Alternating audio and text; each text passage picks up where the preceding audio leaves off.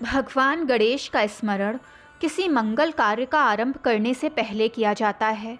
ऐसा माना जाता है कि अगर आपके किसी काम में बार बार बाधा आ रही हो तो श्री गणेश का नाम लेना चाहिए।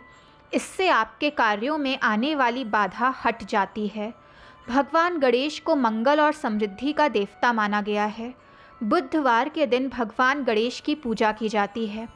आप अगर किसी नई चीज़ का आरंभ करना चाहते हैं तो बुधवार के दिन भगवान गणेश का नाम लेकर उसकी शुरुआत कर सकते हैं। भगवान गणेश से ऐसी बहुत सी खास बातें जुड़ी हुई हैं जिनके बारे में कम ही लोग जानते हैं। तो आइए जानते हैं। भगवान गणेश की पूजा बुधवार के दिन करने से एक कथा जुड़ी हुई है।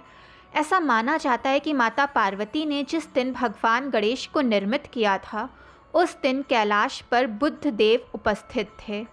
बुद्ध देव ने जब विनायक के दर्शन किए तो उन्होंने प्रसन्नतापूर्वक अपना दिन यानी बुधवार भगवान गणेश को समर्पित कर दिया। इसी कारण बुध ग्रह के प्रतिनिधि दिन बुधवार के दिन गणेश की पूजा की जाती है। माना जाता है कि गणेश जी केवल बुद्धि और मंगल कार्यों के ही देव नहीं बल्कि भगवान गणेश की लेखन गति भी बहुत तेज थी। यही कारण था कि वेद व्यास जी ने महाभारत को लिखने के लिए श्री गणेश को चुना था। जिस महाभारत को लिखने में कोई और देवता सदियां लगा देता, उस महाभारत को वेद व्यास जी के कहने पर गणेश जी ने कुछ ही वक्त में लिख दिया। भगवान गणेश को पूरी महाभारत लिखने में केवल 3 साल का समय लगा। मान्यता है कि गणेश जी के पीछे पीठ की तरफ दरिद्रता का वास होता है, इसीलिए हमेशा सामने से ही गणपति के दर्शन करने चाहिए।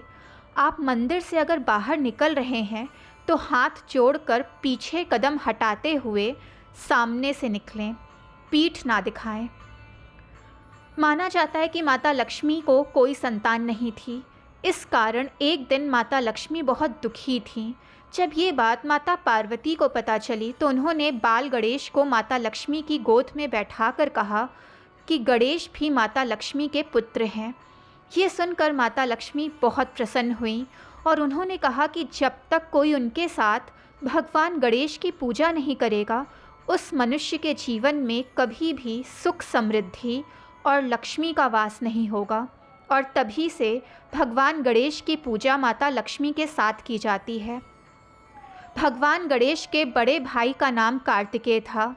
एक दिन कैलाश पर बात हुई कि जो सबसे पहले संसार का पूरा एक चक्कर लगाकर वापस कैलाश लौट आएगा वो देवी पार्वती और भगवान शिव से सबसे ज़्यादा प्रेम करता होगा।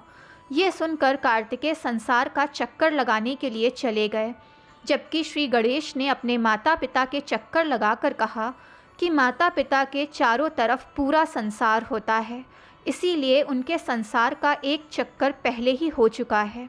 और इस तरह भगवान गणेश ने अपनी बुद्धिमत्ता का परिचय दिया और प्रथम पूज्य का अधिकार प्राप्त किया।